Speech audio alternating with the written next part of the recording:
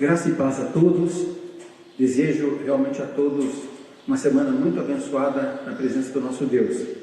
Em primeiro lugar, quero desejar aí a todas as mães, né, que acompanham as nossas transmissões. Desejo a vocês realmente um feliz Dia das Mães. Quero deixar aqui meus parabéns para todas as mães que fazem parte da Igreja Presbiteriana de Nova Lima, para as mães que estão nos assistindo em todas as partes desse país. Que Deus abençoe a todas vocês e fortaleça a todas vocês. Vamos ter uma palavra de oração.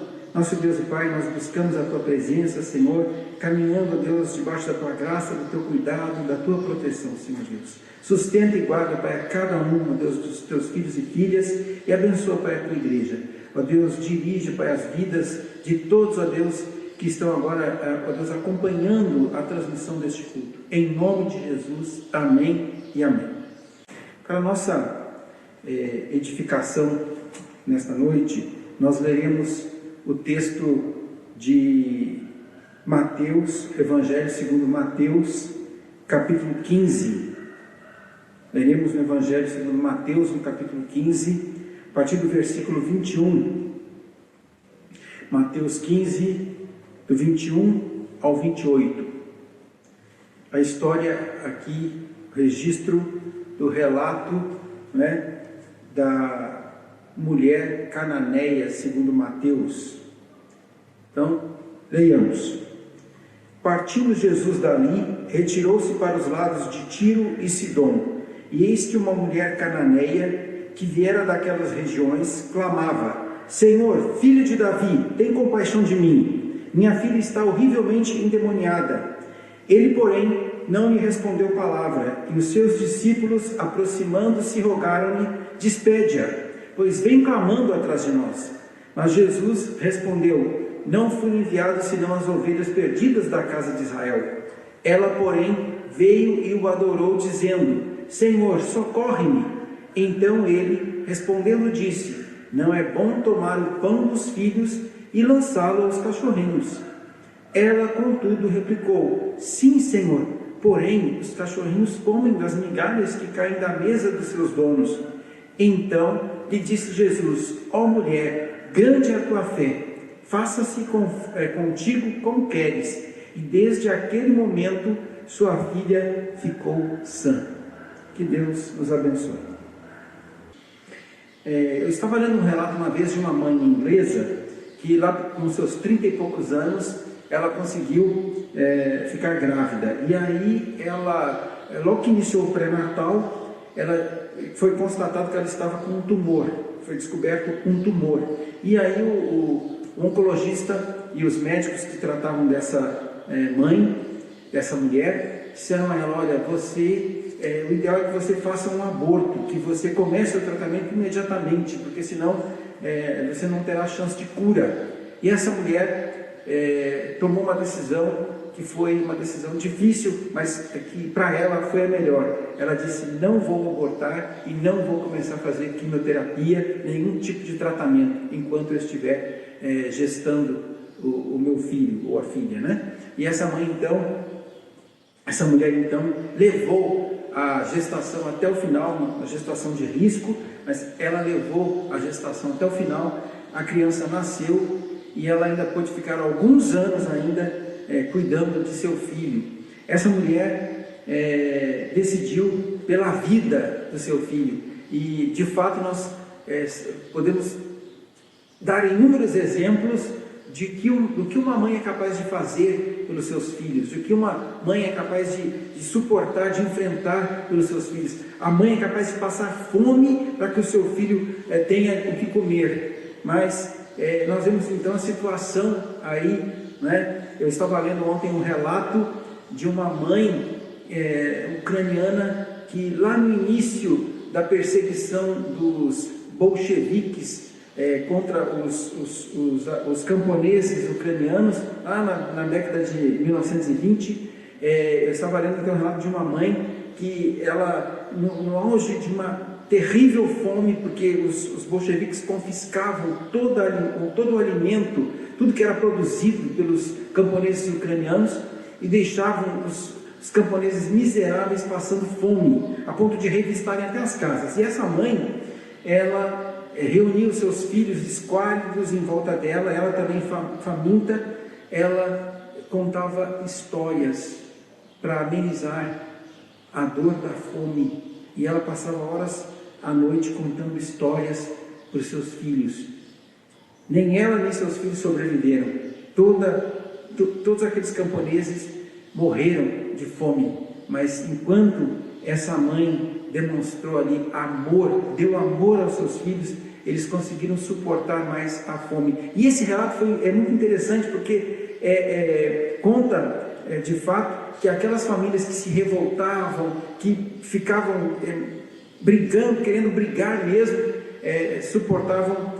sofriam muito mais para suportar a dor da fome do que aquelas famílias que tentavam levar a dor da fome com amor, mesmo em meio a tanta tragédia. E nós vemos aí esses exemplos de mães que são capazes de fazer qualquer coisa pelos seus filhos, até mesmo suportarem fome, dores e doenças para salvar a vida de seus filhos ou para estar com seus filhos. No nosso texto, nós vemos aqui o relato de mais uma mãe, né, que foi capaz de fazer aqui uma coisa extraordinária pela sua filha. Então essa mulher, aqui no relato de Mateus, mulher cananeia, lá no relato de Marcos, capítulo 7, ela aparece como uma mulher ciro-fenícia, e de fato essa região aqui de Tiro e Sidom era uma região ciro-fenícia, cidades aí que hoje fazem parte do Líbano, região que faz parte do Líbano, do sul do Líbano. E ali nós temos então essa mulher de origem gentia, de origem grega, né, cananeia, considerada uma mulher pagã aos olhos do povo de Israel.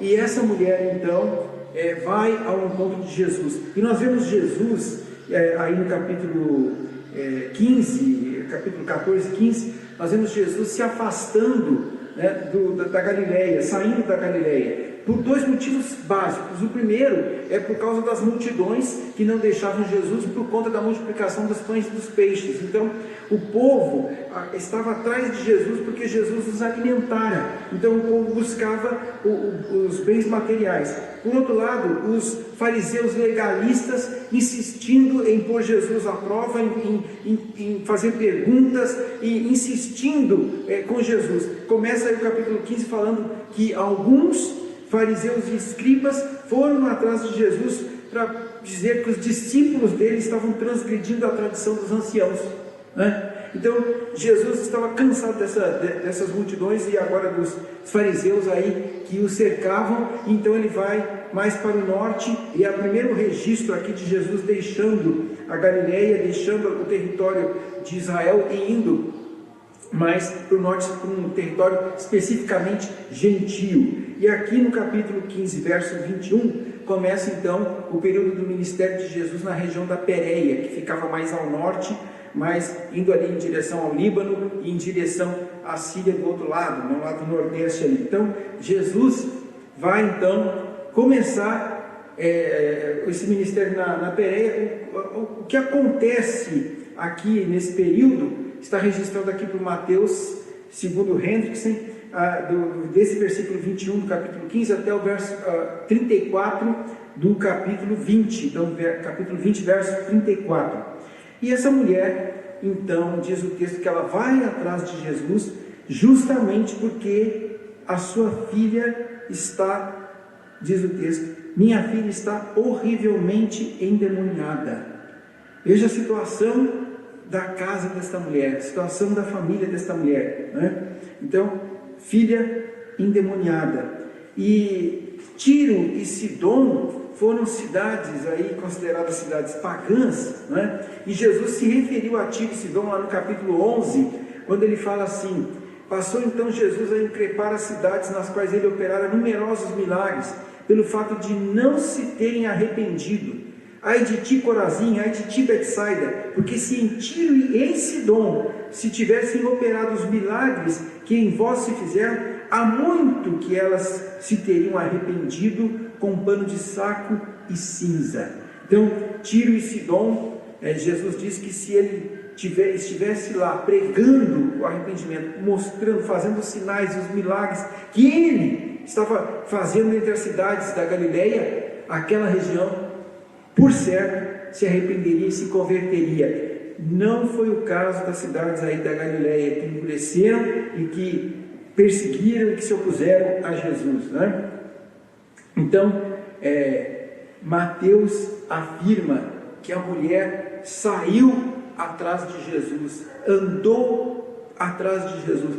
Agora, vejam bem, a gente não sabe, nós não temos ideia de por quanto tempo ela ficou andando atrás dos discípulos. O que nós podemos já imaginar é que, como o grupo agora era pequeno, porque Jesus se afastou das multidões com os seus discípulos, vamos pensar então que Jesus se afasta aí com os 12, então, basicamente com os 12, então o que nós temos aí? 13 pessoas com uma mulher indo atrás, clamando, e por um certo tempo aí atrás de Jesus, a ponto dos discípulos mandarem ou falarem para Jesus, ou pedirem para Jesus, despedirem-na. Por quê? Porque já estavam incomodados com aquela mulher ali atrás deles.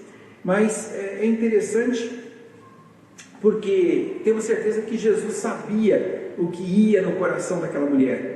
Nós podemos imaginar então que Jesus sabia o que estava no coração daquela mulher. De modo que nesta releitura desse texto hoje à noite, porque é um texto bem conhecido de todos nós, e por certo muitas mensagens já foram proferidas nele, eu quero que nós pensemos na fé recompensada.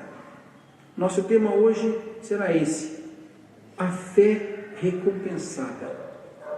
Poderíamos até pensar, uma fé recompensada, né? Mas vamos caminhar com esta ideia, a fé recompensada. Recompensada no sentido de ser atendida, no sentido de que ela obtém o que ela espera, no sentido de que ela alcança até muito mais do que ela espera. Então, nesse sentido, não no sentido de mérito, porque não houve mérito na mulher.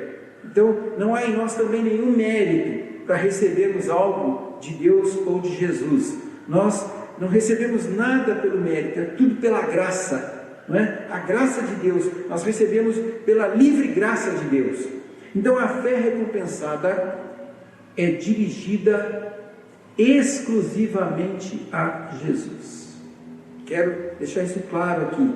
A fé recompensada é dirigida exclusivamente a Jesus. Então, observem o texto aí, que ela estava andando atrás de Jesus, chamando Jesus de Senhor e Filho de Davi, clamando: Senhor, Filho de Davi, tem compaixão de mim, tem compaixão, atende-me, né? Então ela estava agora atrás de Jesus, buscando aí, de fato, uma bênção, buscando aí a ação de Jesus na sua vida, mais especificamente na vida da sua filha, que ficava em casa. Então, nós vemos aí a ação, diferente dos fariseus, diferente daquele grupo lá que estava cego, que andava como realmente sem nenhum tipo de abertura para enxergar o que Jesus era e quem Jesus era e o que Jesus viera a fazer. Essa mulher estava enxergando. Diz o texto aí que eles eram cegos e guias de cegos, capítulo 15, quando ele fala sobre os fariseus. Versículo 14: deixai-os, são cegos, guias de cegos. Ora, se um cego guiar outro cego, cairão ambos no barranco. Está lá. Eles não conseguiram enxergar o que essa mulher estava agora enxergando. Lá no capítulo 17, no verso 14 do Evangelho de Mateus, nós vemos que um pai levara o seu filho, também possesso, para que os discípulos o libertassem, para que os discípulos o curassem. E quando esse pai chega na presença de Jesus, ele disse: eu apresentei para os teus discípulos, mas eles não puderam libertar o jovem dessa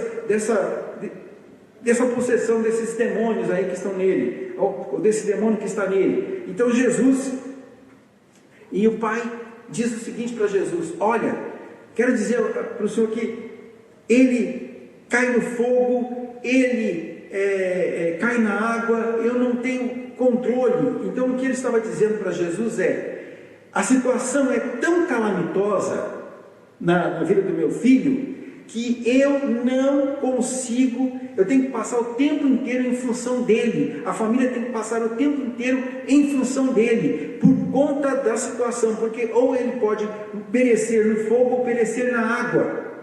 Então, imagina uma situação dessa, numa família que enfrenta uma situação dessa, um filho endemoniado. E aqui, Jesus e Mateus coloca aqui, quando a expressão que Mateus usa, minha filha está horrivelmente endemoniada, não é que ela estava com uma doença qualquer, que às vezes podia ser as doenças serem associadas, né, a obra maligna. Não era uma doença qualquer, não estava usando o termo para se referir a uma doença, não estava usando o termo para se referir a uma epilepsia ou uma insanidade mental.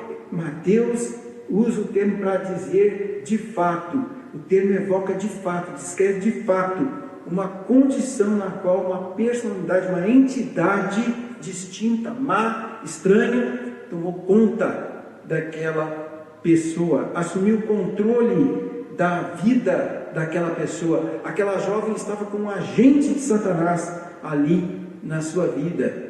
E então você pode imaginar, ou nós podemos imaginar, que situação é essa que essa mãe vivia. E um detalhe agravante aqui na história dessa mãe é que essa mãe cananeia, essa mulher cananeia, essa mãe sírio-fenícia, ela provavelmente era viúva, porque o texto não descreve nenhum marido, não descreve mais ninguém na família. Ela se refere minha filha. Então nós não podemos pensar aqui em algo mais positivo para essa família. Somente a mãe, a filha e a situação terrível que essa mãe enfrentava, tendo que ficar por conta da filha o tempo inteiro, por conta da possessão aqui da filha. Então essa mulher estava enfrentando uma situação terrível, e ela então vai dirigir a sua fé à pessoa de Jesus. Ela vai colocar a sua fé em Jesus. E observa que Jesus veio à terra justamente para amarrar o homem forte. Está lá em Mateus 12, 29. Claro que aqui é uma metáfora, uma figura de linguagem para se referir a Satanás, que Jesus veio amarrar, veio derrotar Satanás, né? Então o homem forte. E aqui a ideia, e a gente sabe que Jesus começa derrotando Satanás lá na sua tentação no deserto, e depois quando ele, no seu ministério, ele vai fazendo todas essas libertações, vai tirando da opressão aqueles que viviam na opressão dos demônios, e depois quando na cruz ele vence a morte, ele derrota a morte, então ele aqui nós já vemos aqui a derrota de Satanás, e nós aguardamos então a derrota completa, final, na segunda vinda de Jesus, não é? Então buscamos isso e vemos aí que o Senhor agiu aqui, estava agindo aqui no seu ministério, trazendo libertação aos cativos, trazendo cura aos enfermos, e somente Ele, somente Jesus é o Senhor de todos e sobre todos, conforme a palavra de Deus nos mostra. E é isso que a mulher reconhece quando ela começa a clamar atrás dele, Senhor. Então ela estava gritando em grego, Kyrios, ela estava gritando Kyrios. Então aqui ela não estava gritando de forma banal, chamando Jesus de Senhor, como quem se dirige a qualquer pessoa, qualquer homem como Senhor, mas ele estava de fato reconhecendo o senhorio de Jesus. Ele estava reconhecendo aqui a ideia aqui é de que, assim como os discípulos o reverenciavam e o adoravam como Senhor da vida deles, ela estava reconhecendo que Ele era o Senhor também de todas as coisas, Senhor da vida dela também. Então ela se dirige a Jesus e ela reconhece e reverencia aqui a Jesus. Jesus então é o objeto da sua fé. Jesus é aqui o objeto do seu amor. Jesus é o objeto da devoção. da mesma forma que era o objeto da fé, do amor, da devoção dos discípulos, ela reconhece isso. Então, essa mulher deve ter ouvido aqui o anúncio dos feitos de Jesus, das curas e dos milagres de Jesus, e ela agora recorre a Ele, e ela sabe, Ele poderá realmente transformar a vida da minha filha, Ele poderá transformar a vida da minha família, Ele poderá transformar a realidade da minha casa e a minha própria vida. Então, ela vai e diz: Senhor, filho de Davi. E essa expressão filho de Davi evoca a ideia do Messias prometido, daquele que era o prometido por Deus. Então ela reconheceu, e aqui mostra a influência que o povo judeu, o povo israelita teve também na sua própria cultura, porque ela conseguiu ouvir esse relato, ela conseguiu entender esse relato, e nós vemos nos evangelhos muitos que se aproximavam de Jesus, reconhecendo que ele era o filho de Davi, ao contrário dos saduceus, dos fariseus, dos escribas, que não aceitavam, que não reconheciam que Jesus era o filho de Davi. Então, aqui nós temos esse contraste, mais uma vez, entre a incredulidade dos judeus e a fé que essa mulher, essa fé que foi realçada aqui, da mulher sírio-fenícia, dessa mulher cananeia, dessa mãe que buscou a Jesus. E ela então creu na pessoa e na obra de Jesus. O seu coração em agonia, a sua aflição, fez com que ela clamasse cada vez mais forte, cada vez mais. Ela buscou mesmo aí. E os discípulos, então, a gente vê que os discípulos vão reagir a isso. Então isso deixa evidente que essa mulher sabia que Jesus poderia atendê-la, e ela não estava disposta de fato a desistir do que ela cria ser possível através de Jesus. Lá em Hebreus 11, verso 1, nos diz que a fé, a melhor definição de fé é a própria Bíblia que dá. A fé é a certeza de coisas que se esperam, a convicção de fatos que se não veem. É a certeza de coisas que se esperam, a convicção de fatos que se não veem. Ela sabia, ela entendia, ela viu realmente a transformação da vida da sua filha e da realidade da sua casa a partir da ação de Jesus. E eu quero dizer a você que somente Jesus pode trazer vida e salvação a todo aquele que crê. Jesus declarou: eu vim para que tenham vida e a tenham em abundância. Jesus disse que ele veio para os que eram seus, mas os seus não o receberam, mas todos aqueles que o receberam foram feitos filhos de Deus. Olha a transformação que Jesus veio trazer, olha a mudança que Jesus vem trazer para aquele que crê nele, para aquele que busca nele o sentido para a sua vida, que busca nele a solução para a sua vida, que é aqui um relacionamento agora com Deus através de Jesus. Mas olha, o texto nos aponta mais um detalhe sobre essa fé recompensada. A fé recompensada, ela é inabalável. Inabalável. Significa, então, nós olharmos para o nosso texto e vermos o que Jesus, a maneira como Jesus reagiu aos rogos da mulher, aos clamores da mulher, e até em contraste com a ação dos discípulos, porque ela vem clamando, e os discípulos vêm até Jesus e dizem para Jesus, aproximando-se, rogaram: despede-a, pois vem clamando atrás de nós.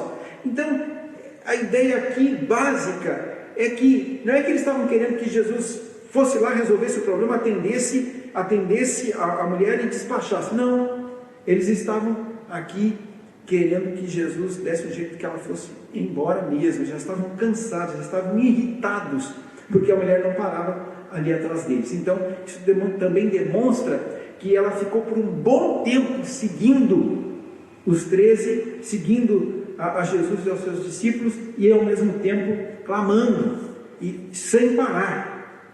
Então essa que é a ideia aqui.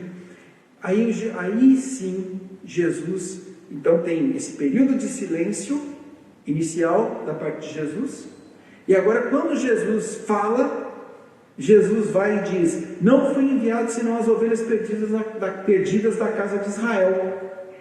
Veja bem a colocação de Jesus. Então, o que Jesus mostra, né? E aqui a gente pode pensar bem isso, porque pode dar a ideia de que Jesus foi relutante, né? Ou que Jesus foi indiferente ao clamor daquela mãe. Só que não. Veja bem, então o que Jesus vai fazer, e aí vai mostrar realmente, é que tinha algo mais profundo nessa questão, né? Quando Jesus então vai dizer que ele não foi enviado senão as ovelhas perdidas da casa de Israel, ele estava aqui de fato apontando para a mulher o alvo principal da sua missão, o escopo principal da sua missão. Ele de fato foi enviado somente para as ovelhas da casa de Israel.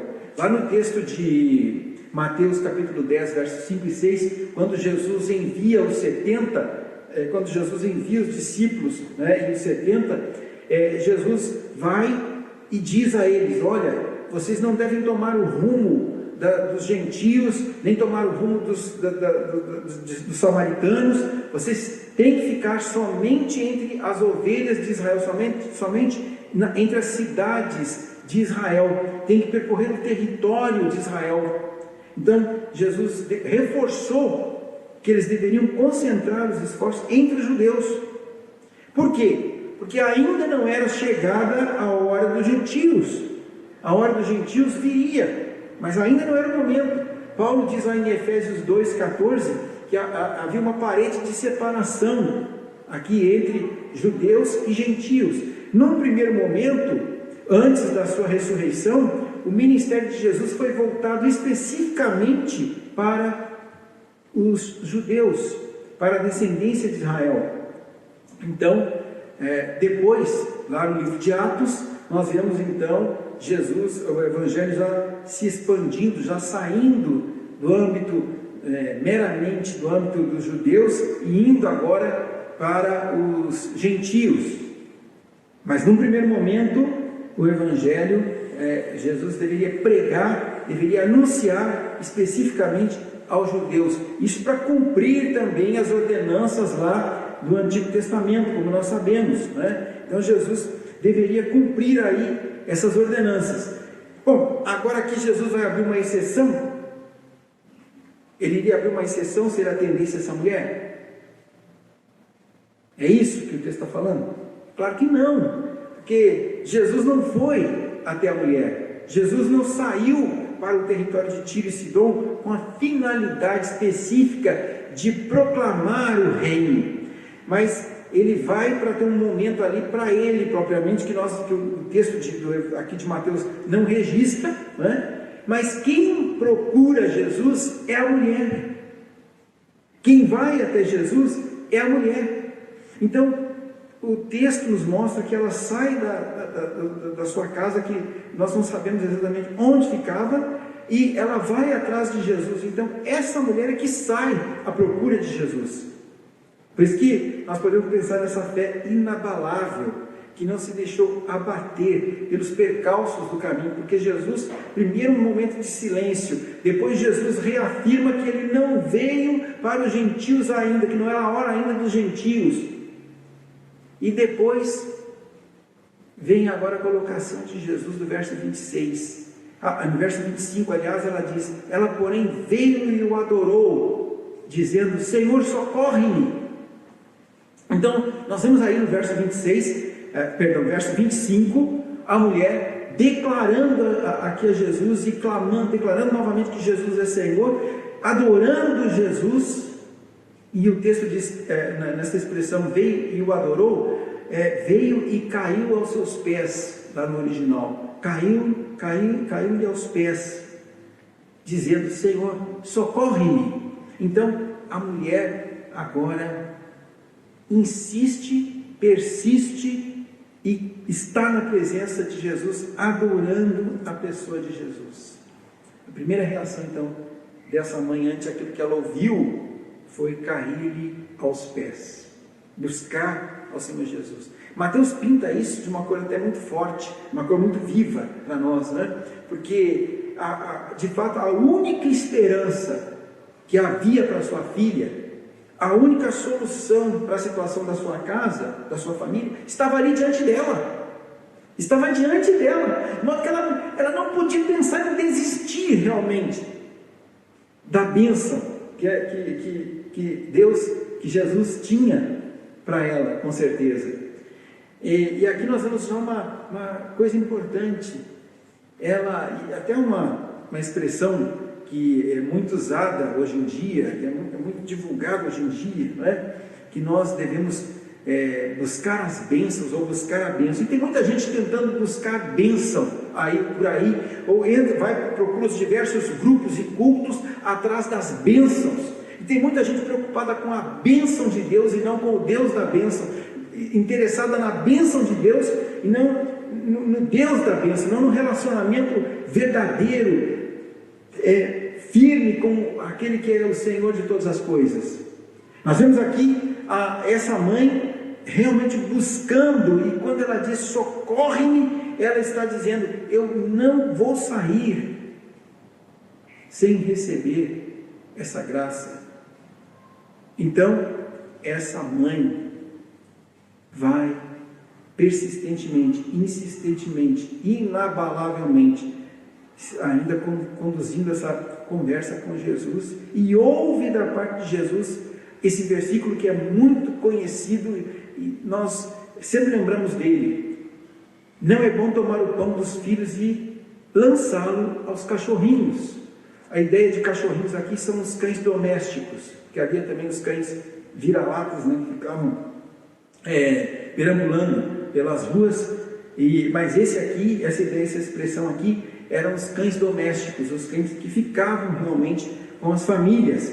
Então ela ouve essa expressão, ela, depois de reverenciar ao Senhor, depois de adorar ao Senhor, depois de reconhecer que Ele é o Messias, ela agora ouve Jesus dizendo isso. E é interessante porque essa mulher, ela não vai deixar de buscar a Jesus, ela não vai deixar de procurar a Jesus, porque ela sabe que a cura, ela sabe que a libertação, ela sabe que a transformação só pode estar ali, por tudo que ela já tinha ouvido, por tudo que ela já tinha recebido, não é? E eu quero deixar aqui para você que está acompanhando esta palavra: somente Jesus pode realmente fazer uma obra transformadora na nossa vida. Essa fé inabalável reconheceu isso. Ela não se deixou abater, porque ela estava convicta de que a obra que Jesus poderia realizar era tremenda na vida dela e da família, da sua filha. E aqui eu quero dizer para você: somente Jesus pode nos reconciliar com Deus. Somente Jesus pode transformar a nossa realidade na presença de Deus. Jesus disse: eu e o Pai somos um. Eu e o Pai somos um. Quem me vê a mim, vê ao Pai. Jesus declarou. Quem a mim me recebe, recebe ao Pai que me enviou. Então, quando nós vamos até Jesus, pela fé, nós vamos até Jesus, nós vamos até Deus, nós vamos aí à procura do próprio Deus, da reconciliação com o próprio Deus. Então, a mulher aqui se coloca identificada com a sua filha: socorre-me. Ela está pedindo socorro para ela, mas o socorro atingiria a sua filha lá na sua casa, né? Então ela vai e pede isso, e essa expressão é muito forte, comparada a cães domésticos, comparado a cachorrinhos aí. Então Jesus estava dizendo, é interessante nós olharmos, porque Jesus não estava ofendendo a mulher ou atacando a mulher, mas Jesus estava dizendo: olha, eu não vim para você, porque você não é filho. Então nós não podemos dar as bênçãos dos filhos para os cachorrinhos. Nós damos prioridade para os filhos e não para os cães. Foi isso que Jesus disse. E aí ela vai argumentar. A fé é inabalável, a fé recompensada é inabalável, porque ela crê que pode e ela vai argumentar. Ela diz, ela contudo replicou, e aqui ela usa de perspicácia, e ela usa aqui, de fato, ela demonstra aqui muita humildade, e ela demonstra aqui a perseverança, porque ela volta a argumentar, e ela se diz, tá bem, Senhor, eu sei, mas mesmo os cachorrinhos comem das migalhas que caem da mesa dos seus donos. Eu sei, eu aceito que eu sou um cachorrinho, eu aceito isso, eu reconheço isso, então, mas eu sei que eu também posso participar da migalha, eu sei que há um pouquinho de bênção para mim. Olha a colocação dela, olha o otimismo dela, a satisfação dela com as migalhas, o que uma mãe é capaz de fazer por um filho. E quando nós reconhecemos isso, né, o pai também, mas a mãe ainda muito mais, né, mas quando nós reconhecemos isso, que nós devemos ter uma fé que seja inabalável, que se coloque em humildade, que busque realmente de Jesus, que sobreponha todas as oposições, todas as barreiras, para que nós estejamos aí com a bênção de Deus para nós, e o Deus da bênção, que é o principal na nossa vida. Olha a colocação dessa mulher, e ela vai receber, conforme o verso 28.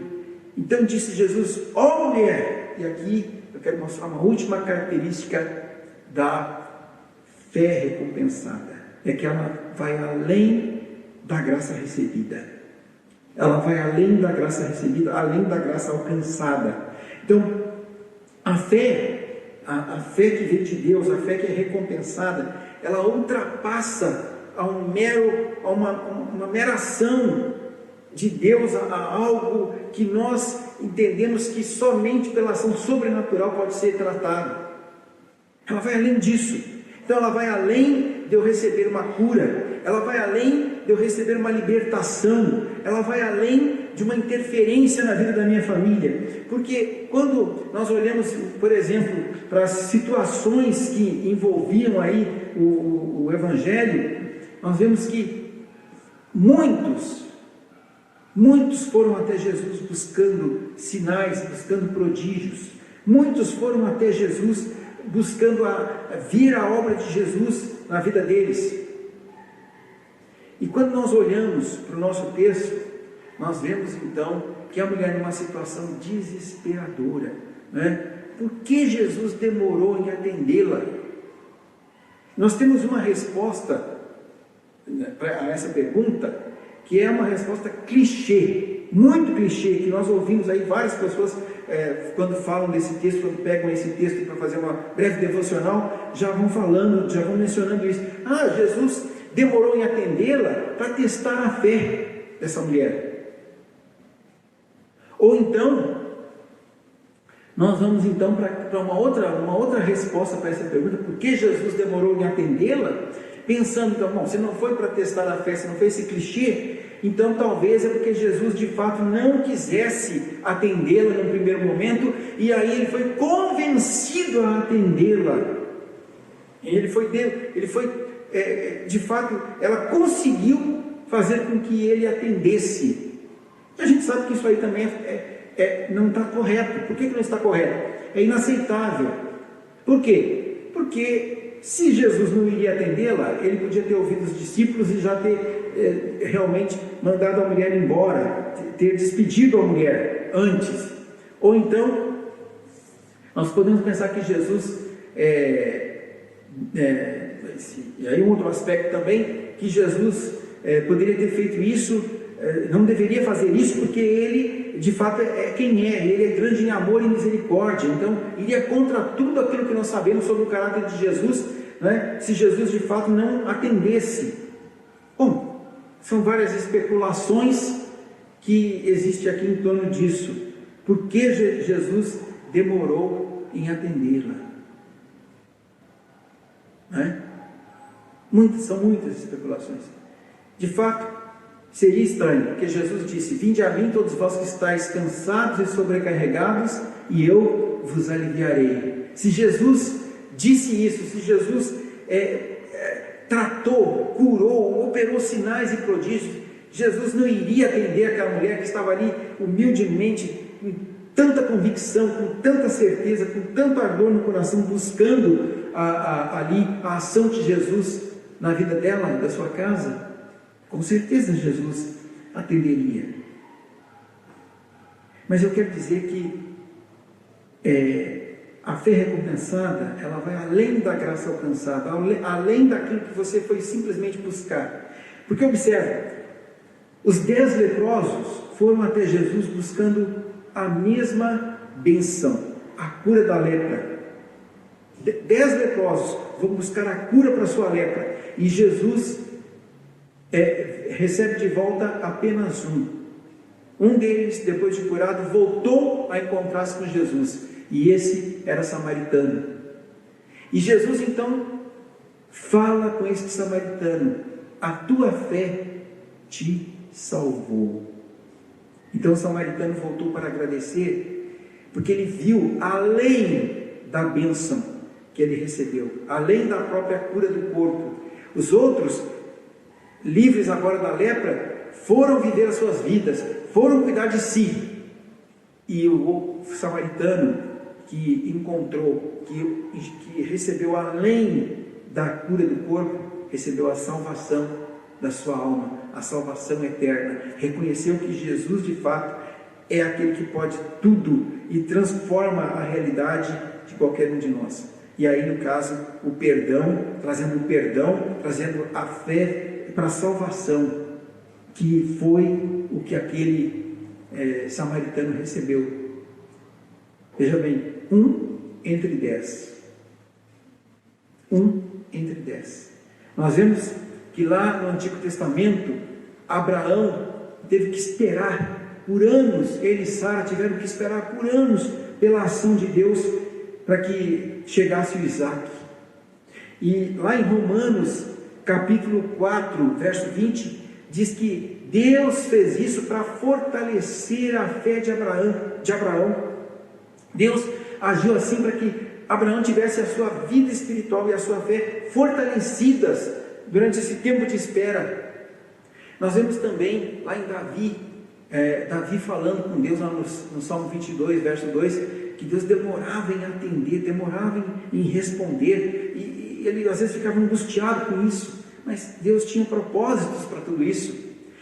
Lá, quando Jesus, no Novo Testamento, agora também aqui nos nossos evangelhos, quando Jesus recebe o pedido de Jairo, porque a sua filha estava gravemente enferma, e Jesus vai com Jairo, ele no meio do caminho ainda tem lá uma pausa para atender uma mulher que é curada de uma doença, de uma enfermidade, de uma hemorragia que não cessava, tinha 12 anos. Jesus então demora-se aí com Jairo, e nesse período ele diz para Jairo: não temas, crê somente. Jesus estava fortalecendo a fé de Jairo.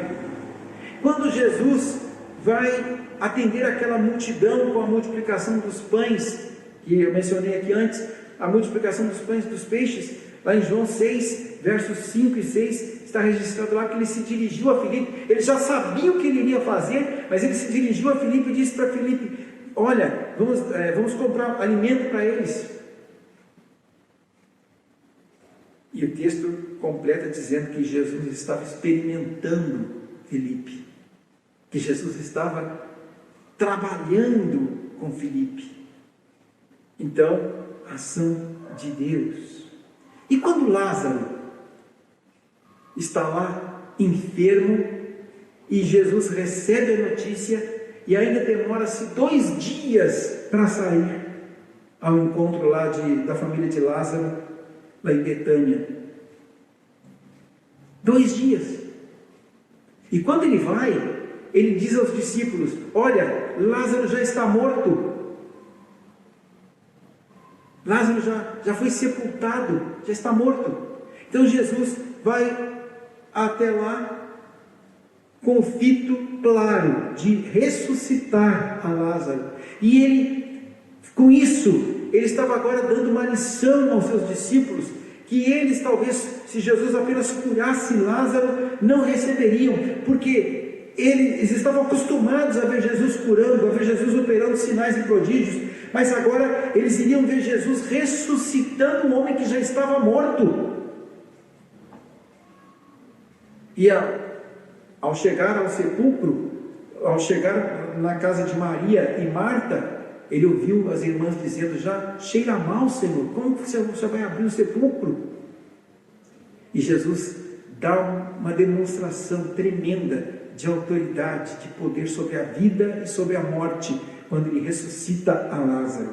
Então nós vemos que essa demora de Jesus veio com a finalidade de refinar a fé dos discípulos, veio com a finalidade de fortalecer a fé dos discípulos, veio aqui com o propósito de mostrar que havia algo muito mais profundo, né, do que simplesmente receber uma bênção imediata. Eu quero dizer a você, olha o exemplo dessa mãe. Essa mãe saiu dali: ó mulher, grande a tua fé, faça-se conforme queres. E desde aquele momento sua filha ficou sã. Lá em Marcos está registrado que quando ela chega, ela encontra a sua filha dormindo, a sua filha deitada, bem. Marcos completa o relato dizendo isso. Então, eu tenho certeza que essa mulher recebeu muito mais do que simplesmente a libertação da sua filha. Tenho certeza que ela recebeu a salvação pela fé em Cristo Jesus, que ela recebeu a vida eterna pela fé em Cristo Jesus, que ela recebeu o maior presente de todos, que foi a alegria e a bênção da salvação em Cristo Jesus. Essa que é a fé recompensada. Então, nós temos um hino que diz: somente ponho a minha fé na graça excelsa de Jesus, no sacrifício remidor, no sangue do bom Redentor. A minha fé e o meu amor estão firmados no Senhor.